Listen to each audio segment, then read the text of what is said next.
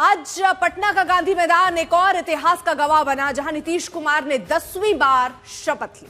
इस शपथ समारोह में एनडीए का शक्ति प्रदर्शन भी देखने को मिला। वहीं प्रधानमंत्री मोदी ने एक बार फिर गमछा लहराकर संदेश देने की कोशिश की कि इस बार बिहार में गर्दा उड़ा दिया। मैं बिहार राज्य के मुख्यमंत्री के रूप में मैं अपने कर्तव्यों का श्रद्धापूर्वक और शुद्ध अंतःकरण से निर्वहन करूंगा। ये सिर्फ एक शपथ समारोह नहीं था, इसमें छिपा था एक शक्ति प्रदर्शन।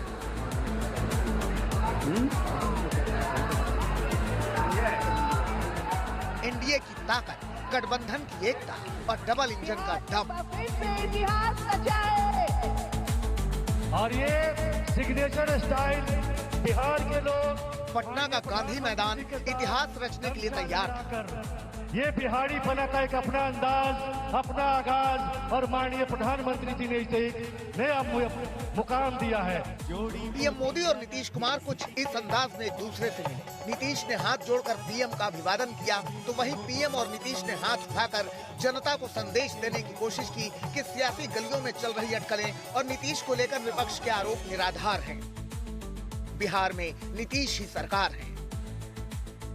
प्रधानमंत्री नरेंद्र मोदी, केंद्रीय मंत्री, बीजेपी शासित 11 राज्यों के मुख्यमंत्री, सहयोगी दलों में चंद्रबाबू नायडू समेत दर्जनों वीआईपी और हजारों बिहार वासियों के बीच नीतीश एक बार फिर बिहार को नई ऊंचाइयों पर ले जाने की शपथ ले रहे थे। मैं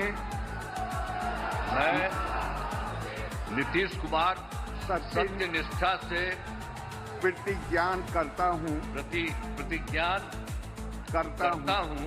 कि मैं विधि द्वारा स्थापित भारत के संविधान के प्रति सच्ची श्रद्धा और निष्ठा रखूंगा। इस दस्तखत के साथ नीतीश कुमार एक बार फिर बिहार की बागडोर संभाल चुके हैं और इस बागडोर को मिली है दिल्ली की मजबूती, जिस दोस्ती के जोड़ के आगे बिहार की सियासत बेजोड़ हो चुकी है। बिहार में चुनाव की शुरुआत में पीएम ने जिस बिहारी अंदाज में गमछा उड़ाया, वो सिलसिला चुनाव की रैलियों के होते हुए नतीजों तक देखने को मिला। वहीं आज शपथ समारोह में भी पीएम ने गमछा लहराकर संदेश दिया कि इस बार बिहार में नीतीश के साथ मिलकर एनडीए ने गर्दा उड़ा दिया है। मैं सम्राट चौधरी ईश्वर की शपथ लेता हूँ। डिप्टी सीएम के रूप में सम्राट चौधरी और विजय कुमार सिन्हा ने शपथ ली। के प्रति सच्ची श्रद्धा और निष्ठा रखूंगा। वहीं 26 मंत्रियों ने भी शपथ लेकर नीतीश की टीम की तस्वीर साफ कर दी। मंच से ये भी संदेश देने की कोशिश की गई कि मंत्रिमंडल को लेकर भी सहयोगी दलों में कोई खींचतान या मनमुटाव नहीं है। चुनाव के दौरान चिराग और मांझी की खींचतान खत्म होने का संदेश भी मंच से देखने को मिला। मंच पर चिराग पासवान ने मांझी और जेपी नड्डा के पैर छूकर आशीर्वाद लिया। बहरहाल नीतीश 10वीं बार बिहार के मुख्यमंत्री बन चुके हैं, जहां नई टीम के साथ एक बार फिर जनता के भरोसे को कायम करने की कोशिश करेंगे। श्वेता सिंह और रोहित सिंह के साथ शशि भूषण, पटना, आज तक। आज वंशवाद की राजनीति से आए 10 मंत्री शपथ लेते नजर आए। इस मंत्रिमंडल में उपेंद्र कुशवाहा और जीतन राम मांझी की ताकत बढ़ी है। दोनों के बेटे दीपक प्रकाश और संतोष सुमन को मंत्रिमंडल में शामिल किया गया। पहले अटकलें थी कि कुशवाहा की पत्नी स्नेहलता को मंत्रिमंडल में जगह दी जाएगी, लेकिन आज बेटे दीपक प्रकाश ने शपथ लेकर सबको चौंका दिया। दीपक साधारण जीन्स टी शर्ट में पहुंचे, जो कि चर्चा का विषय रहा। सबसे बड़ी बात, दीपक इससे पहले राजनीति में सक्रिय नहीं थे, जिनसे बात की हमारे सहयोगी रोहित सिंह ने।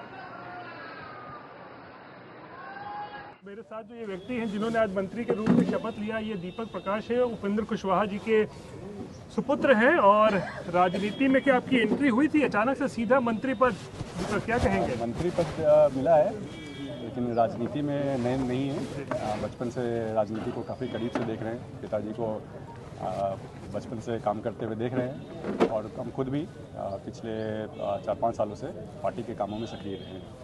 पहले तो अपने शुरू मुझे हाव भाव करना बताइए। मंत्री का लिबास तो लगता नहीं है, शर्ट और जीन्स में एकदम जो आजकल के यूथ होते हैं, युवा होते हैं, उस तरह के आप लिबास में आप शपथ लेने पहुंच गए। सब तो वहाँ कुर्ता पजामा और बंडी में थे।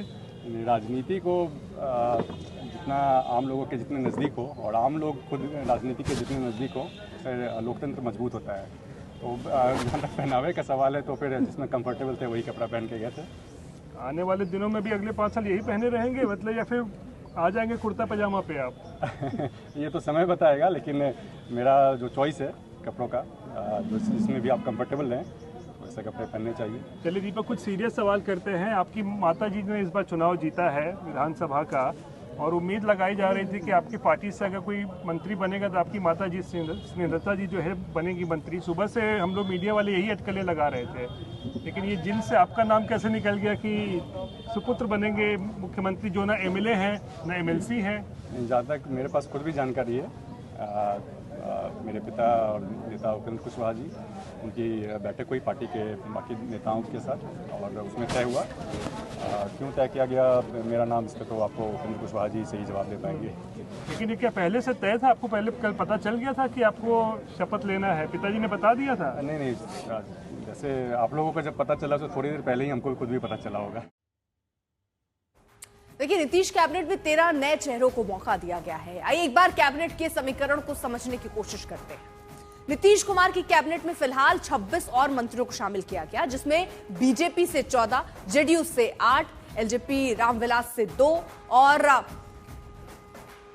एचएएम से एक मंत्री को शपथ दिलाई गई है। कैबिनेट के जाति समीकरण को अगर समझे तो कैबिनेट में 8 सवर्ण, 8 ओबीसी, 5 ईबीसी, 4 दलित और 1 मुस्लिम चेहरे को मंत्री बनाया गया। 8 सवर्णों से में भूमिहार वर्ग से 2, राजपूत 4, ब्राह्मण 1 और कायस्थ वर्ग से 1 मंत्री बना है, जबकि ओबीसी समुदाय से 2 वैश्य, 2 कुशवाहा, 2 कुर्मी और 2 यादव मंत्री बनाए गए।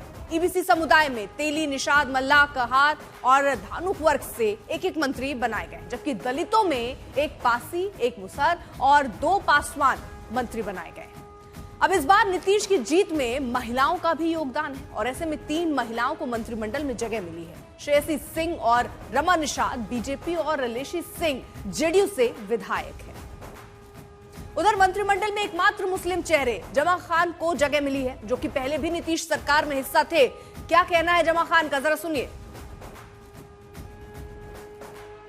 में भी आपको मंत्री बनाया गया था, फिर दोबारा जब महागठबंधन की सरकार बनी, एनडीए की सरकार बनी, जब बिहार में सरकार बनी आपको मंत्री बनाया गया नीतीश कुमार ने। और एनडीए सरकार ने मेरे पर विश्वास जताया है, विश्वास किया है, निश्चित तौर पर विश्वास में मैं खरा उतरूंगा और बिहार के अंदर काम करूंगा। इस बार कई मंत्रियों के चेहरे को बदला गया, तो क्या आपको उम्मीद थी कि नीतीश कुमार एक बार फिर से आप पर भरोसा जताएंगे? मैं अपनी पार्टी का कार्यकर्ता हूँ, उम्मीद कुछ नहीं, मैं पार्टी ईमानदारी से काम करता हूं, निश्चित आगे भी करूंगा, जो जिम्मेदारी मिली है मैं करूंगा। इस बार आप जब मंत्री आप बन गए हैं, तो इस बार मतलब किस तरीके से लक्ष्य क्या है बिहार को लेकर के? जैसा अभी मनोज तिवारी जिससे बात कर रहे थे, उन्होंने कहा कि बिहार का लक्ष्य है, एनडीए सरकार यही लक्ष्य है, बिहार एक खूबसूरत हो, देश के मानचित्र नंबर 1 हो, उसी हम सब लोग प्रयास कर रहे हैं, अपने डिपार्टमेंट का प्रयास कर रहे हैं हम।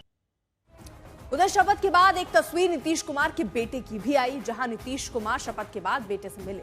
बेटे निशांत ने पैर छूकर आशीर्वाद लिया, तो वहीं नीतीश कुमार भी दुलार भरे अंदाज में नजर आए।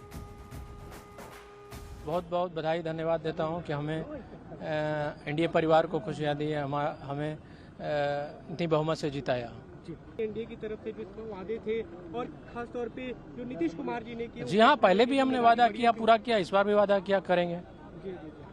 प्रधानमंत्री जी खुद आए थे, उन लोगों एक तरह से अच्छा सामंजस्य दिखा। जी, सबका 1.5 साल में उन्होंने भी, प्रधानमंत्री जी ने भी काफी सौगात दिया बिहार को। पिताजी तो 20 साल से दे ही रहे हैं, पहले भी उन्होंने, प्रधानमंत्री जी ने बिहार के लिए किया है, तो हम लोग का सम्मिलित योगदान है।